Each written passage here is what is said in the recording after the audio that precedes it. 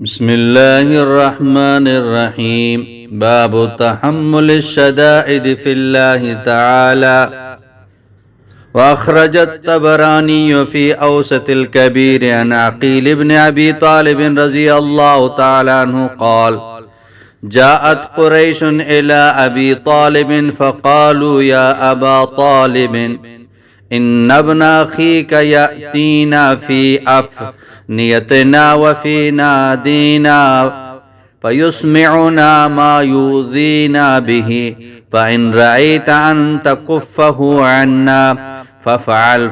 فقال لي: يا قيل التمس لي ابن عمك، فأخرجته من كبس من أكباس أبي طالب، فأقبل يمشي معي يطلب الفيء يمشي فيه، فلا يقدر عليه حتى انتهى إلى أبي طالب، فقال له أبو طالب: يا ابن أخي، والله ما علمت أن كنت لي لمطاعا، وقد جاءك قومك يزعمون أنك تأتيهم في كعبتهم وفي ناديهم تسمعهم ما يؤذيهم، فإن رأيت أن تكف عنهم.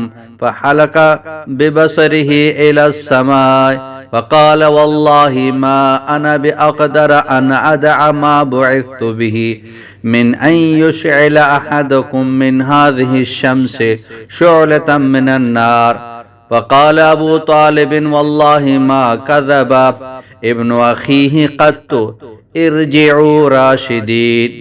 قال الهيثمي: رواه طبراني وأبو يعلى باختصار يسير من أوله، ورجال أبي يعلى رجال الصحيح، انتهى. وأخرجه البخاري في تاريخ بنحوه كما في البداية.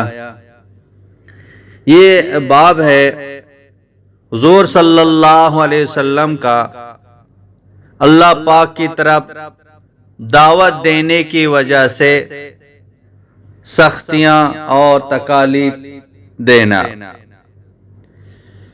حضرت عقیل بن ابی طالب رضی اللہ تعالیٰ عنہ فرماتے ہیں کہ قریش ابو طالب کے پاس آئے، انہوں نے کہا: یا ابو طالب، آپ کا بھتیجا یعنی حضور صلی اللہ علیہ وسلم، آپ کا بھتیجا ہمارے پاس آتے ہیں، ہمارے گھروں میں آتے ہیں، ہماری مجلسوں میں آتے ہیں، ہمیں ایسی بات سناتے ہیں جس سے سن کر ہمیں تکلیف ہوتی ہے، اگر آپ مناسب سمجھیں ان کو ہمارے پاس آنے سے روک دیں۔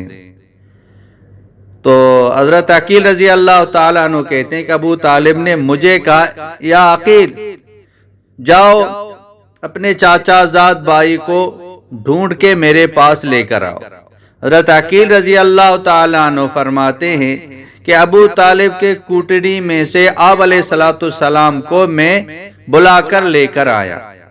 آپ سائے میں چلنا پسند فرماتے تھے، سائے میں چلنا چاہتے تھے کیونکہ دھوپ زیادہ تھی، تو لیکن سایہ نہ تھا، آپ دھوپ پر چلے، یہاں تک کہ ہم ابو طالب کے پاس پہنچ گئے۔ ابو طالب نے کہا: یا اے میرے بھتیجے، آپ جانتے ہیں اللہ کی قسم میں آپ کے ساتھ ہوں، اور آپ کے جو قوم ہے ان کے کچھ لوگ میرے پاس آئے، انہوں نے کہا آپ کعبے میں جا کے ان کی مجلسوں میں جا کے ان کو ایسی باتیں سناتے ہو جس سے سن کر ان کو تکلیف ہوتی ہے، اگر آپ مناسب سمجھیں ان کے پاس جانا چھوڑ دیں۔ تو نبی کریم صلی اللہ علیہ وسلم نے اپنی نگاہ آسمان کی طرف اٹھائی، پھر آپ علیہ السلام نے فرمایا: واللہ ما انا باقدر ان ادع ما بعثت به، اللہ کی قسم جس کام کے لیے مجھے مبعوث کیا گیا ہے میں اس کو نہیں چھوڑ سکتا ہوں، میں اس کی قدرت نہیں رکھتا ہوں کہ میں اس کام کو چھوڑ دوں۔ فرمایا: جیسے کہ تم میں سے کوئی سورج میں سے آگ کا شعلہ نہیں لا سکتا ہے، تمہارے لیے سورج میں سے آگ کا شعلہ لانا ناممکن ہے، اسی طرح میرے لیے اللہ کی طرف دعوت دینا، اس کو چھوڑنا یہ میرے لیے ناممکن ہے۔ تو ابو طالب نے کہا کہ اللہ کی قسم، میرا جو بھتیجا جو کہتا ہے وہ صحیح کہتا ہے، جھوٹ نہیں بولتا ہے۔ پھر ابو طالب نے کہا کہ آپ اپنے کام میں لگ جاؤ، واپس جاؤ، جس طرح آپ دعوت دے رہے تھے اسی طرح آپ دعوت دیتے رہے۔ تو نبی کریم سرور دو عالم صلی اللہ علیہ وسلم نے ان لوگوں کو کیا باتیں کہی کہ ان کو تکلیف ہوئی؟ تو اللہ کے نبی اللہ کی طرف دعوت دیتے تھے، ایک اللہ کی طرف دعوت دیتے تھے، اس لیے ان کو تکلیف ہوتی تھی۔ ان کے جو بت تھے، ان کے جو الہ تھے، ان کی نفی کرتا تھا کہ ان سے کچھ نہیں ہوتا ہے۔ والذین تدعون من دونہ ما یملکون من قطمیر، اللہ کو چھوڑ کر جس کے پیچھے تم پڑے ہوئے ہو، جس کو تو نے اپنا معبود بنایا ہوا ہے، یہ کھجور کی گٹھلی کے چھلکے کے بھی مالک نہیں ہیں، ان سے کچھ نہیں ہوتا ہے۔ یا قوم اعبدوا اللہ ما لکم من الہ غیرہ افلا تتقون، اے میری قوم اللہ کی عبادت کرو، اللہ کے سوا تمہارا کوئی معبود نہیں ہے، اللہ کے سوا تمہارا کوئی مشکل کشا نہیں ہے، اللہ کے سوا تمہارا کوئی حاجت روا نہیں ہے، تمہارے کام بنانے والا اللہ ہے، تمہارا خالق اللہ ہے، تمہارا مالک اللہ ہے، تمہارا رازق اللہ ہے۔ اس لیے ان کو یہ باتیں سن کے ان کو تکلیف ہوتی تھی۔ اللہ سے سب کچھ ہونے کا یقین یہ دلوں کے اندر اتر جائے۔ آپ علیہ السلام نے یہی دعوت دی ان کو۔ دوسری روایت میں ہے، انہوں نے کہا اگر آپ کو لڑکی چاہیے تو لڑکی دیں گے، مال چاہیے تو مال دیں گے، سرداری چاہیے تو سرداری دیں گے، بس اللہ کی طرف دعوت دینا چھوڑ دو۔ نبی علیہ السلام نے فرمایا لو وضعت الشمس فی یمینی والقمر فی یساری ما ترکت هذا الامر حتی یظہرہ اللہ او اہلک فی طلبی، اگر یہ سورج میرے دائیں ہاتھ میں رکھ دیں، چاند میرے بائیں ہاتھ میں رکھ دیں، اللہ کی طرف دعوت دینا یہ میں نہیں چھوڑوں گا، یہاں تک کہ اللہ اس کام کو غالب کر دے یا اس کام کی کوشش میں میری جان چلی جائے، لیکن دعوت کا کام نہیں چھوڑوں گا، دین کا کام نہیں چھوڑوں گا، دین کی محنت نہیں چھوڑوں گا، ایک اللہ کی طرف دعوت دیتا رہوں گا، یا یہ کام غالب ہو جائے یا میری جان چلی جائے۔ ایک اللہ کی طرف بلانا۔ جب تک ابو طالب تھے تو آپ کے ساتھ تھے، مدد کرتے تھے، مشرکین آپ کو تکلیف نہیں دیتے تھے۔ جب آپ اس دنیا سے چلے گئے، پھر کفار نے، مشرکین نے نبی پاک صلی اللہ علیہ وسلم کو تکالیف پہنچائے، آپ پر سختیاں کی۔ ایک صحابی کہتے ہیں جو اس وقت مسلمان نہیں تھے، کہتے ہیں آپ علیہ السلام صبح سے لے کر دوپہر تک آدھا دن گزر گیا، ایک اللہ کی طرف آپ دعوت دے رہے تھے۔ کوئی آ کے سر مبارک پر مٹی ڈال رہا ہے، کوئی چہرے پر تھوک رہا ہے، کوئی گریبان پھاڑ رہا ہے، کوئی گالی دے رہا ہے، آپ ایک اللہ کی طرف بلا رہے ہیں۔ آخر میں ایک بچی آئی، ہاتھ میں پانی تھا، چہرہ دھویا، ہاتھ دھوئے، بیٹی کو تسلی دی کہ اللہ اب کے باپ کو محنت کو ضائع نہیں کرے گا، یہ کلمہ گھر گھر تک پہنچ جائے گا، میری فکر نہ کریں۔ طائف کا واقعہ ہمارے سامنے ہے، سب سے بڑی قربانی طائف میں،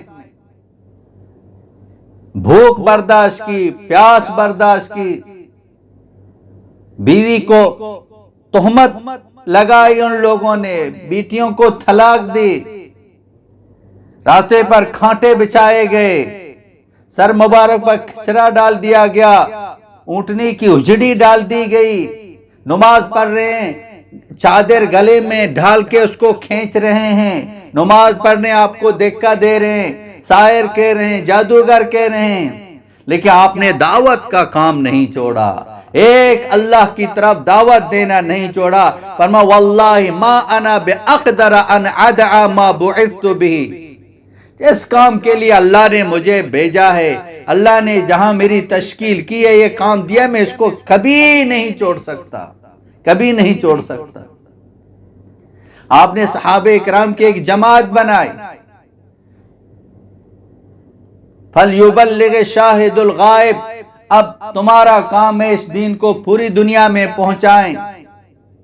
صحابہ کرام پوری دنیا میں گئے، نہ بیوی کو دیکھا، نہ بچوں کو دیکھا، نہ کاروبار کو دیکھا، بیویاں بیوہ کی طرح زندگی گزار رہی تھی، بچے یتیم کی طرح زندگی گزار رہے تھے۔